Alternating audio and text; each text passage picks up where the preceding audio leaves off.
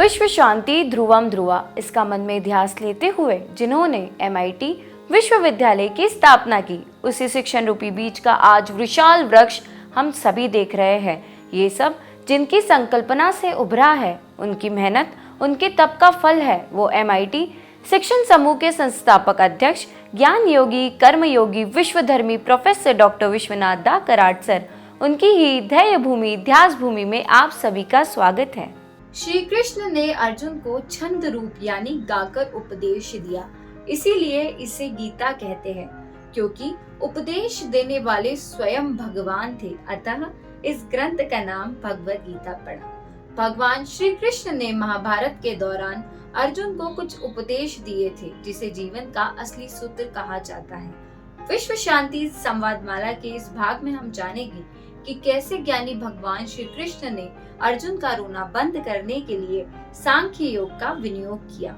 तो चलिए शुरू करते हैं आज का हमारा भाग डॉक्टर संजय उपाध्याय सर के साथ। सभी साधकों का हार्दिक स्वागत विश्व शांति संवाद माला में। हमने भगवद गीता इस जीवन ग्रंथ और धर्म ग्रंथ पर निरूपण शुरू किया है।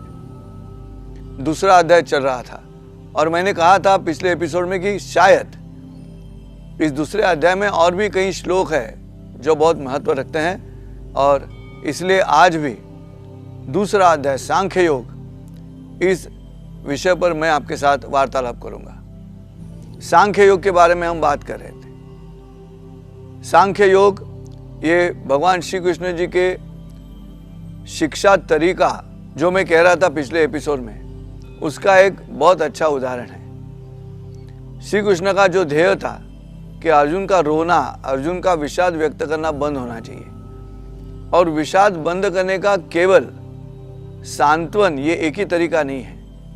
विषाद बंद करने का और एक तरीका है, वो है विषाद के जगह पे जिज्ञासा तैयार करना। और जिज्ञासा तभी तैयार होगी जब ऐसा ज्ञान सामने रखा जाएगा जो अर्जुन को नहीं समझेगा, और वो ये अध्याय है सांख्य योग। ज्ञानी भगवान श्री कृष्ण ने अर्जुन का रोना बंद करने के लिए बहुत अच्छी तरह से सांख्य योग का विनियोग किया हुआ दिखाई देता है। हमने 2 श्लोकों के बारे में बात की। आज और 2 श्लोक हैं जो बहुत अहम महत्व रखते हैं मनुष्य के जीवन में। सांख्य योग में ये जो 2 श्लोक है, उसमें से पहला श्लोक ऐसा है, भोगैश्वर्य प्रसक्तानां तया परहत चेतसां व्यवसायात्मिका बुद्धि समाधो न विधीयते। देखिए, अर्जुन क्षत्रिय है और ये जो उसका नियत कर्म है, वो नियत कर्म उसने करना चाहिए, लेकिन अर्जुन क्यों नहीं कर रहा है? क्योंकि पारिवारिक मोह उसके मन में है, और वो मोह भी ऐसे है कि कृति करने के बाद, कर्म करने के बाद जो परिणाम होगा, उस परिणाम का अर्जुन को डर है। मैं ये लड़ाई जीत कर क्या करूं, ये सवाल है। और इसीलिए जो मूल प्रवृत्ति है अर्जुन की, क्षत्रियत्व की, उस प्रवृत्ति से अर्जुन दूर जा रहा है। अर्जुन जो सोच रहा है वो भौतिक सोच रहा है, भगवान श्री कृष्ण सोच रहे हैं वो आध्यात्मिक सोच रहे हैं। वो महाभारत के कौरव पांडव ऐसे 2 पक्ष एक दूसरे के सामने खड़े हैं लड़ाई के लिए, ऐसे भगवान श्री कृष्ण नहीं सोच रहे हैं। भगवान श्री कृष्ण जी का ये कहना है कि तुम्हारा जो नियत कर्म है वो करना है, भले कुछ भी हो।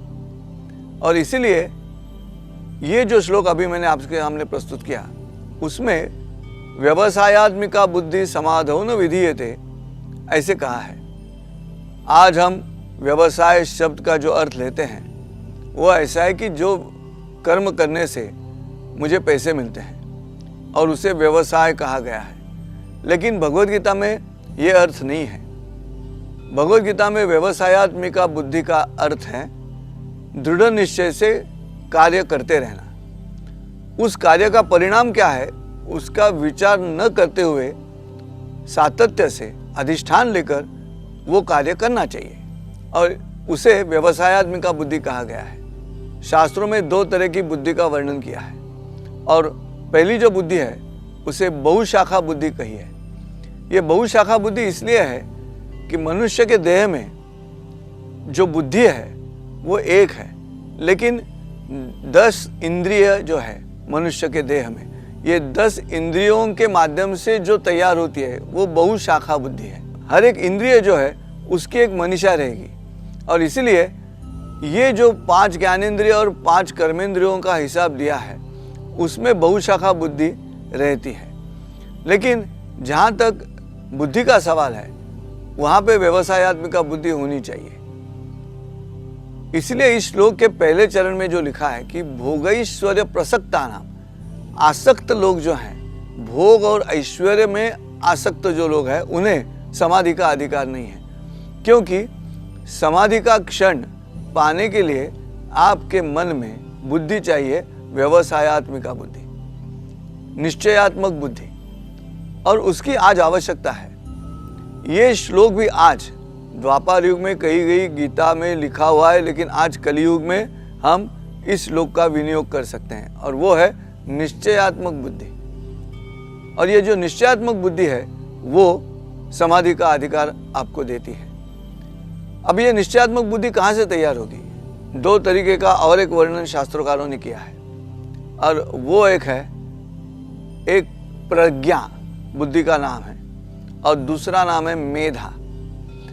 अब ये मेधा जो है वो भी बुद्धि है, लेकिन ये मेधा मनुष्य के देह में आहार, निद्रा, भय और मैथुन, इस चतुष्टय के लिए इस्तेमाल की जाती है। उसे मेधा कहा गया है, और मेधा चंचल है। शास्त्रकारों ने म से शुरू होने वाले कई शब्द बताए हैं जो चंचल है।